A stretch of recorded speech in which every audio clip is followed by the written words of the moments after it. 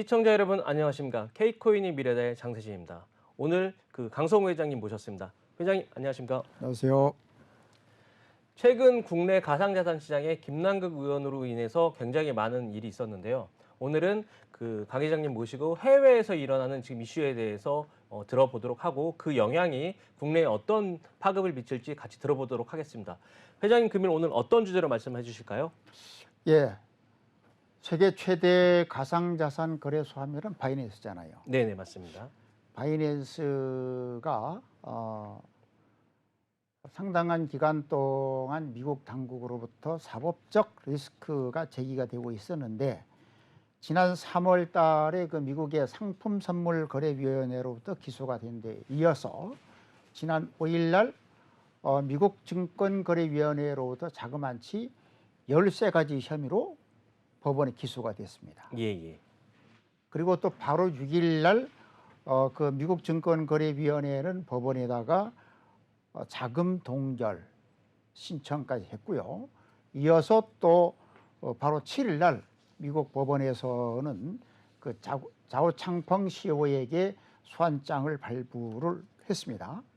뿐만 아니라 미국의 검찰, 법무부, 국세청까지도 바이낸스를 지금 조사하고 있는 사법적 리스크가 현실화되고 있는데 이러한 세계 최대 1등 거래소인 바이낸스의 리스크가 구체적으로 현실화될 것인가 그리고 그 영향이 어떻게 미칠 것인가라고는 정말 전 세계 이 코인 세계에서 가장 핵심적인 이슈로 오늘 정리해 볼까 합니다. 자, 바이낸스 리스크가 지금 정말 현실화될 수 있는지 그러면 그 SEC가 바이낸스를 어떤 이유 때문에 법원에 기소했는지 좀 구체적으로 설명을 좀 해주시죠. 예. 우선은 그 미국 증권거래위원회가 지난 5일 날 기소를 한 거 보면 가장 큰 것이 13가지 혐의인데 그중에서도 증권법 위반입니다. 첫 번째 부분인 경우에는 미국 바이낸스의 BNB 토큰과 그 스테이블 코인 두 가지가 증권법에 의한 증권 토큰이다. 즉 미등록 증권이라고 하는 거죠. 그리고 이어서 바이낸스 거래소의 스테이킹 서비스도 증권법에 해당함에도 불구하고 증권법을 위반을 했다라고 하는 것이고요. 두 번째 부분인 경우에는 구체적으로 미국 투자자들에게 피해를 일으켰다라고 하는 거죠. 바이낸스 같은 경우는 시세조정 감지 통계 시스템에 대해서 거짓말을 일삼아서 투자자들에게 판단을 흐리게 했다. 그리고 중요한 것은 미국 투자자가 바이낸스 거래소에서 거래할 수 없도록 즉 접근 제한을 해야 되는데 접근 제한을 제대로 취하지 않았다라고 하는 것이고 세 번째 부분인 경우는 BNB 볼트라든지 심플언 등 코인은 서비스 제공 등을 통해서 바이낸스 거래소가 미국의 규제 당국의 감독을 아주 의도적으로 회피를 했다고까지 발표를 합니다. 뿐만 아니라 그 바이낸스 US의 운영사인 BAM 트레이딩 같은 경우만 하더라도 청산기관 미등록, 브로커 미등록, 거래소 미등록 등등 해서 연방증권법 위반 혐의가 가장 큰 것으로 그 기소장에서 밝히고 있습니다. 왜냐면 여기서 말씀하신 대로 좀 의도성이 있다라고 지금 SEC가 많이 보고 있는 것 같아요. 부분이죠. 근데 가장 큰 게 보니까 SEC가 바이낸스 기소장에 보면 고객의 돈을 바이낸스 CEO가 본인 소유의 회사로 뭐 이렇게 송금을 했다고 얘기했는데 이게 좀 정말 사실인 부분인가요? 어쨌든 이 내용은 바이낸스가 공식적으로 조사를 해서 법원에 제출한 기소장에서 나와 있는 사적인 문서가 아니고 공적인 문서에 나와 있는 거죠. 그러니까 그렇게 적시를 했다는 거지 않습니까? 그렇죠. 다만 재판을 통해서 그것이 객관적 사실로 법적으로 인정을 받느냐 안 받느냐 하는 것만 남아 있는 거죠. 그러면 바이낸스와 자오창펑 그 CEO 같은 경우는 수십억 달러의 고객 자산을 그것도 비밀리에 별도의 그 가상통화 관련 업체에 송금을 하고 그리고 바이낸스에서 거래되는 코인에 투자하도록 즉 이러한 거래를 통해 가지고 바이낸스 거래소의 거래량이 실제보다 많아지는 자전거래 효과를 일으켰다라고 하는 거죠. 그 자전거래 효과가 하나고 그리고 두 번째 부분인 경우는 바이낸스가 고객의 자금을 송금한 업체가 뭐냐? 자오창펑의 영향력 아래에 있는 메리트 피크 그리고 스위스에 등록된 시그마 체인 에이지입니다. 이게 아주 중요한 얘기거든요. 그래서 그 미국 증권거래위원회 같은 경우에는 자오창펑 CEO가 소유한 시그마 체인 에이지가 바이낸스 US에서 워시 트레이딩 즉 자전거래를 할 수 있도록 부정거래를 했다라고 공식적으로 기소장에 밝히면서 미국 증권거래위원회 심지어는 미 연방증권법을 회피하기 위한 아주 정교한 계획의 일환으로 바이낸스 US를 미국에 설립했다.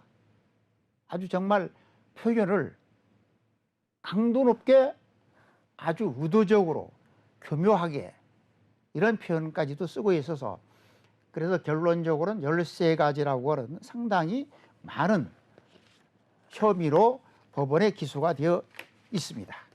그러니까 지금까지 보면 그 증권성이라는 관련된 논란은 항상 좀 있어 왔지 않습니까? 그래서 그렇죠. 거래소에 대한 그 가상자산에 대해서 증권성에 대한 여부는 항상 있어 왔지만 지금 회장님께서 말씀하셨던 장평자의 불법 펀치 사실은 조금 적나라하게 그 적시를 하면서 굉장히 SEC 규제가 좀 강하게 느껴지고 있는 상황이고요.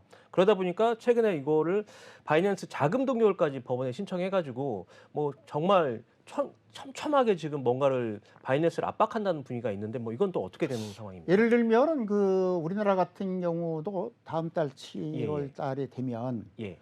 그 루나테라 공동 발행자인 신현성 씨 등에 대한 재판이 네, 네, 시작되거든요. 맞습니다. 그럼 이제 재판이 끝나서 예. 판결에 의해서 그 범죄 수익금을 몰수하려고 보니까 돈이 사라지잖아요. 그렇죠. 그 전에 그러니까 이제 그러면 많이. 그 전에 그걸 우리나라는 추징 보전이라 네네. 그래요. 그 미국은 이제 그 자금 동결이라 그러는데 그러면 바로 미국 증권거래위원회가 5일 날 바이낸스와 자오창펑을 법원에 기소를 하고 바로 뒷날 네네. 바로 이튿날 관련된 자금을 동결해 주도록 또 법원에 즉각 신청을 한 거죠. 그럼 여기서 그렇게 밝힙니다. 미국의 자산 동결은 바이낸스의 미국 내 지주회사 두 곳이다. 그리고 미국 증권거래위원회는 그 긴급 자금 동결 명령 신청서에서 바이낸스가 수년 동안 미국에서 미국법을 무시하고 불법적 행위를 했다. 그러면 그러한 여러 가지 사정을 봤을 때 예, 예. 재판이 이루어지는 사이에 관련된 자산이 소멸될 수도 있다.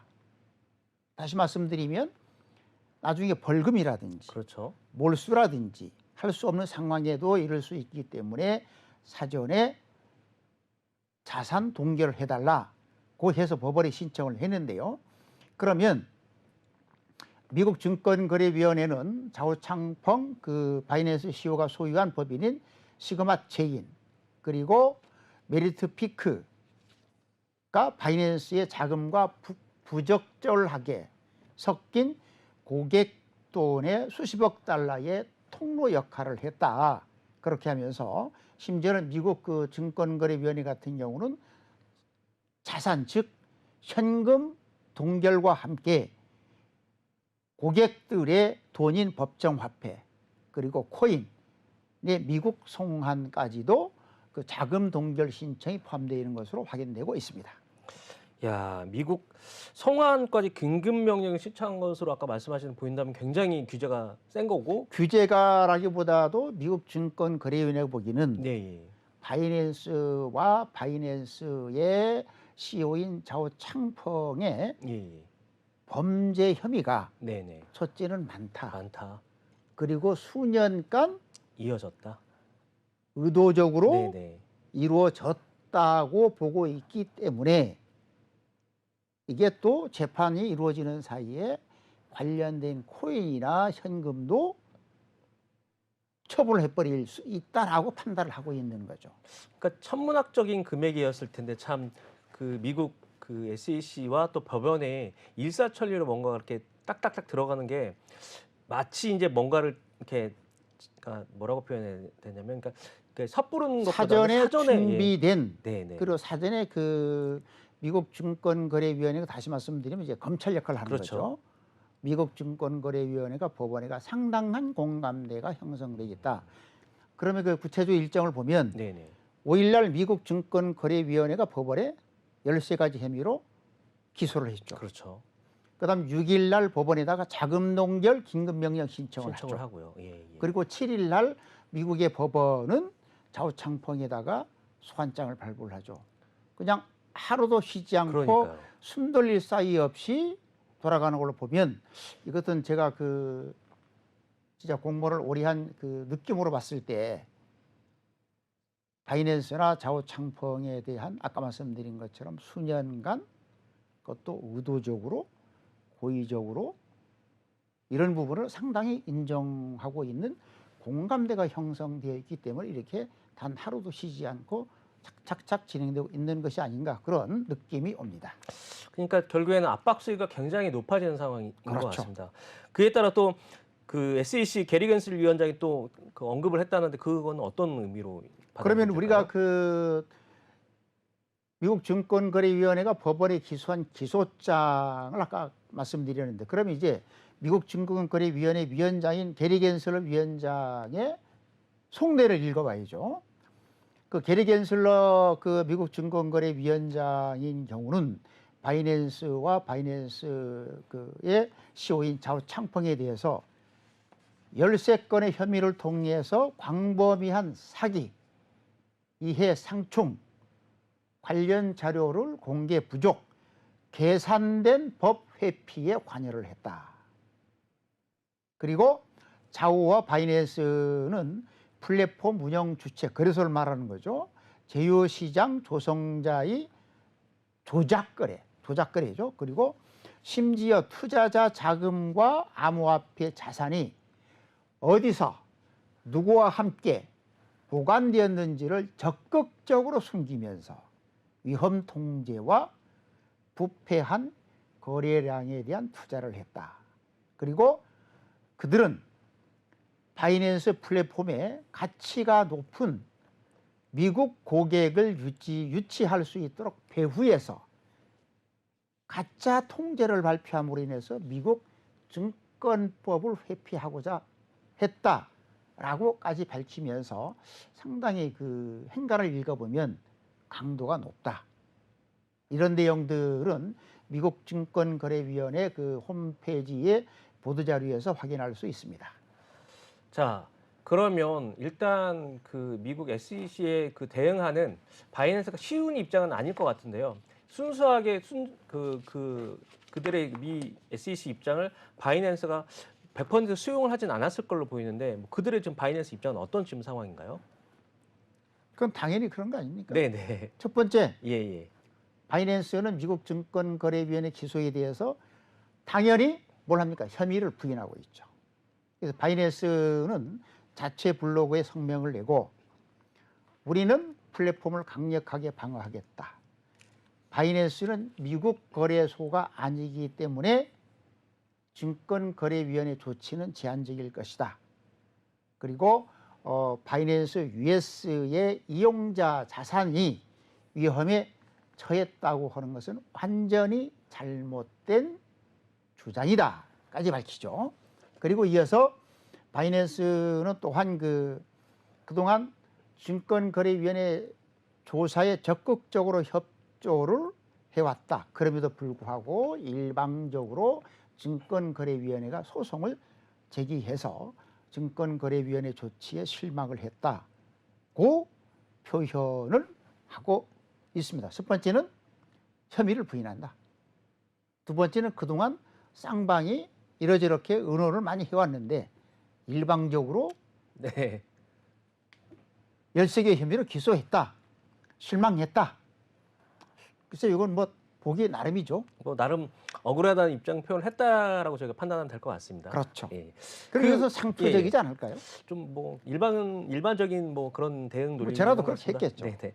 근데 이제 그게 일반적인 저희가 이제 했을 때 이 바이낸스 그러니까 BNB 외에 문제는 12개 총 바이낸스 BNB를 포함한 13개를 증거적으로 딱 규정을 하면서 바이낸스 외에 또 다른 코인들까지 지금 같이 지금 SEC가 약간 공세를 취하고 있는데 어떤 코인이 지금 현재 예, 포함되어 이번에 있을까요? 보면은 바이낸스에 이어서 바로 미국의 그 코인베이스 거래소도 기소를 했는데 두 개 거래소에서 총 19개 코인을 증권성 토큰으로 아예 그 미국 증권거래위원회 홈페이지 보도 자료에 문서로 올려 있습니다. 그 중에서 가장 큰 게 뭐냐면 현재 그 바이낸스와 코인베이스에 둘 다 상장되어 있는 것이 한 6개인데 그 6개 코인은 현재 뭐 국내 거래소에도 대부분 이미 상장 거래가 되어 있고 그리고 바이낸스에 상장되어 있는 것만도 6개인데 이게 중요합니다. 지금 코인마켓캡의 시총 순위 4위가 바이낸스 코인 BNB예요. 그렇죠. 3, 4위를 하고 있는 것 같더라고요. 예. 그러니까요. 예. 그리고 14위가 그 바이낸스 스테이블 코인. 그럼 결과적으로 어떤 문제 그러면서 하나 더 적시를 한다면 어떤 문제가 생기냐면 요거를 계기로 바이낸스 코인인 BNB나 바이낸스 스테이블 코인 BUSD가 지금 가격이 하락을 하는 거죠. 그렇죠. 그렇게 하면서 바이낸스의 실질적인 재정적 압박이 가해질 수 있는 실질적인 리스크가 발생하고 있는 그렇죠. 거죠. 코인런을 말씀하시는 거 맞나요? 그것까지는 봐야 되겠지만 어쨌든 예, 예. 지금 아주 바이낸스로서는 사법적 리스크에 의해서 BNB 코인과 바이낸스 스테이블 코인이 가격이 지속적으로 하락을 한다면 재정적 압박에 상당한 문제가 될 수 있다고 보는 것인데 구체적으로 바이낸스 코인 BNB 같은 경우는 이제 전주 대비 한 15% 상당한 폭락을 의미하는 네, 네, 거거든요. 그렇죠. 그 회복이 될지 말지는 봐야 되겠지만 그러나 심지어는 이제 좀 그 미국 증권거래위원 같은 경우는 바이낸스 코인 BNB가 왜 증권인가 하는 것까지도 밝히고 있습니다. 그냥 근데 여기서 미국 SEC가 왜 19개의 코인을 갑자기 바이낸스의 그 기소와 함께 그 뭐 의도적인 건 잘 모르겠지만 증권형 코인으로 인정한 이유가 어떤 이유인가요?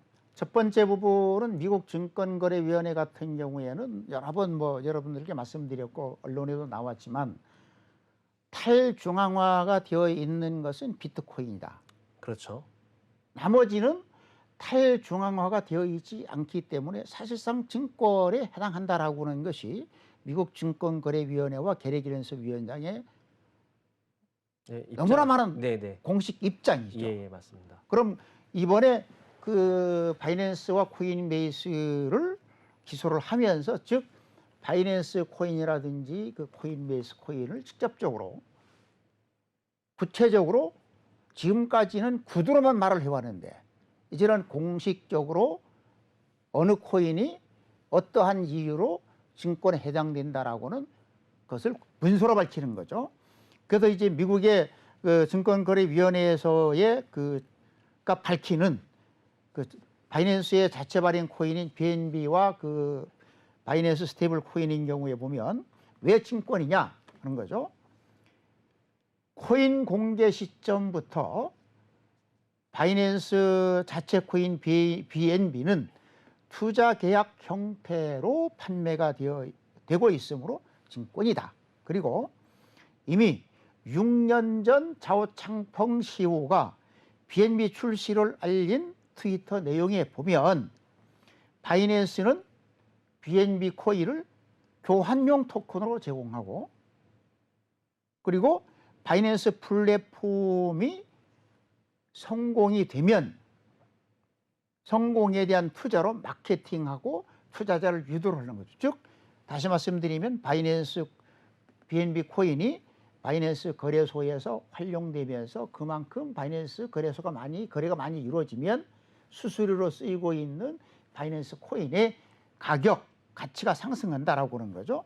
구체적으로 BNB 토큰 같은 경우에는 바이낸스 거래소 내에서 교환 수단으로 거래 가능하다는 점을 들어 투자자들이 토큰을 구매하고 나서 나중에 가격이 올라감으로 인한 잠재적